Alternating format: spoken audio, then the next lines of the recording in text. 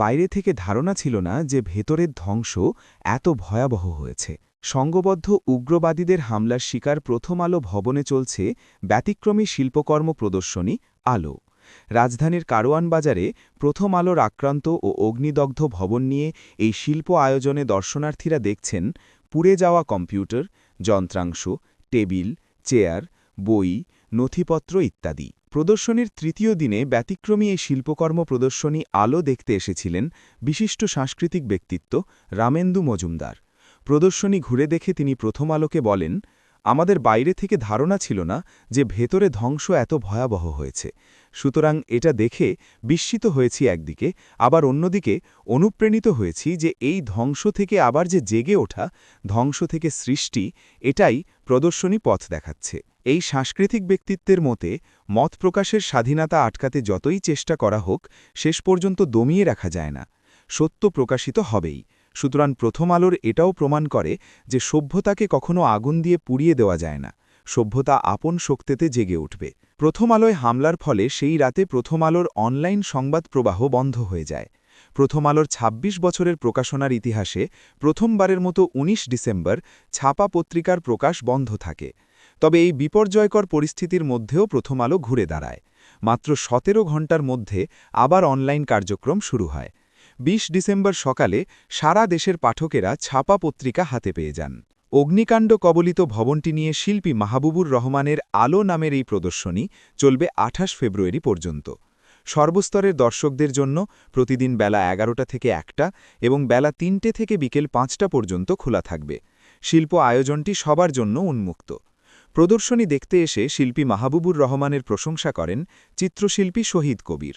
তিনি বলেন, এটি একটি বিশ্বমানের প্রদর্শনী হচ্ছে।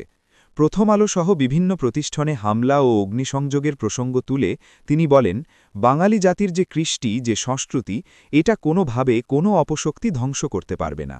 হামলার শিকার প্রথম আলোর ভবনটিতে প্রবেশ করতেই এখনও পোড়া গন্ধ আসে। প্রবেশ করে বাঁদিকে গেলে কিছু চিত্রকর্ম। একটি চিত্রকর্মে দেখা যায় পুড়ে ছাই হয়ে যাওয়া একটি ভবন। আরেকটি চিত্রকর্মে ফুটে উঠেছে পোড়া ভবনের সামনে আইন শৃঙ্খলা রক্ষাকারী বাহিনীর গাড়ি। আইন শৃঙ্খলা রক্ষাকারী বাহিনী দাঁড়িয়ে আছে, এমনটি উঠে এসেছে আরেকটি চিত্রকর্মে। ৪ জন মানুষ পুড়ে অঙ্গার হয়ে গেছে এমন স্থাপত্য রয়েছে সেখানে। চিত্রকর্ম ও স্থাপত্যের পাশাপাশি সেখানে রাখা হয়েছে প্রথম আলোর পুড়ে যাওয়া কম্পিউটার সামগ্রী ও আসবাব। প্রদর্শনীর দোতলায় পোড়া বই প্রদর্শন করা হয়েছে। আগুনে যেসব বই পোড়েনি সেগুলোই প্রদর্শন করা হয়েছে। অক্ষত বইয়ের প্রদর্শনীতে লেখা, এই মহাসাগরে স্নান করে জাগরে। দোতলার নথিপত্র, বই, আসবাব, যন্ত্রাংশ সহ যাবতীয় ধ্বংসস্তূপের উপর রয়েছে সাদা কফিন। প্রথম আলো, ডেলি স্টার ও ছায়ানটে হামলা ও ভাঙচুরের সময় উগ্রবাদীদের কেন থামানো গেল না, এমন প্রশ্ন তুলে শিল্পী ঋতু সাত্তার বলেন, খবরের কাগজ তার পাঠকের সঙ্গে একটি সম্পর্ক তৈরি করে, সেটি কখনো কখনো পাঠকের মতের সঙ্গে নাও মিলতে পারে। তাই বলে ভেঙে দেওয়া বা পুড়িয়ে দেওয়া কোনো সমাধান হতে পারে না। প্রদর্শনী দেখতে এসে তিনি এই ঘটনাকে এক কথায় হতোদ্যম অবস্থা আখ্যা দেন। ভাঙচুর ও হামলার একদিন পর পত্রিকা হাতে পেয়ে তিনি আনন্দিত হয়েছিলেন। তৃতীয় তলায় পুড়ে যাওয়া লোহালক্কর প্রদর্শন করা হয়েছে। পাশাপাশি এই ফ্লোরের পোড়া বৈদ্যুতিক তার এবং অন্যান্য জিনিসও আছে। ওই সময় প্রথম আলোর যেসব কর্মী ভবন পুড়তে দেখেছেন তাদের বক্তব্য প্রদর্শিত হচ্ছে। ফটোগ্রাফি নিয়ে কাজ করেন মনির মহিউদ্দিন। রাজধানীর কলাবাগান এলাকা থেকে আজ সকালে এসেছেন প্রথম আলোর দগ্ধ ভবন দেখতে।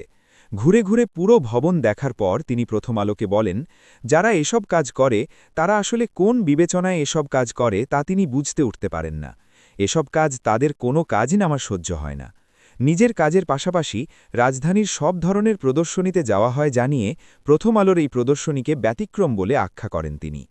চতুর্থ তলায় প্রদর্শন করা হচ্ছে প্রথম আলো ভবনে হামলার ভিডিও চিত্র। সেই সঙ্গে চতুর্থ তলায় উগ্রবাদীরা যে লুটপাট ও ভাঙচুর করেছে তাও প্রদর্শিত হচ্ছে। ভাঙচুর করা ও এলোমেলোভাবে ছড়িয়ে ছিটিয়ে থাকা জিনিসপত্রের ওপর রয়েছে এক ঝাঁক কবুতর। বেসরকারি চাকরিজীবী মোহাম্মদ রবিউল ইসলাম ও ব্যবসায়ী শাকিল হক, দুই বন্ধু, তারা শুক্রবার সকালে একসঙ্গে এসেছেন প্রথম আলোর দগ্ধ ভবনের ব্যতিক্রমী শিল্পকর্ম প্রদর্শনী আলো দেখতে। প্রথম আলো ও ডেলি স্টারে হামলা ও অগ্নিসংযোগের ঘটনায় বিস্মিত হয়েছেন জানিয়ে মোহাম্মদ রবিউল ইসলাম বলেন, হামলার পরদিন ১৯ ডিসেম্বর প্রথম আলোর ছাপা পত্রিকা না পাওয়ায় অনেক খারাপ লেগেছিল। এর পরদিন পত্রিকা পেয়ে আনন্দিত হয়েছি। নিজের ঢাকা ও খুলনার বাসায় নিয়মিত প্রথম আলো রাখা ও পড়ার কথা জানিয়েছেন এই পাঠক।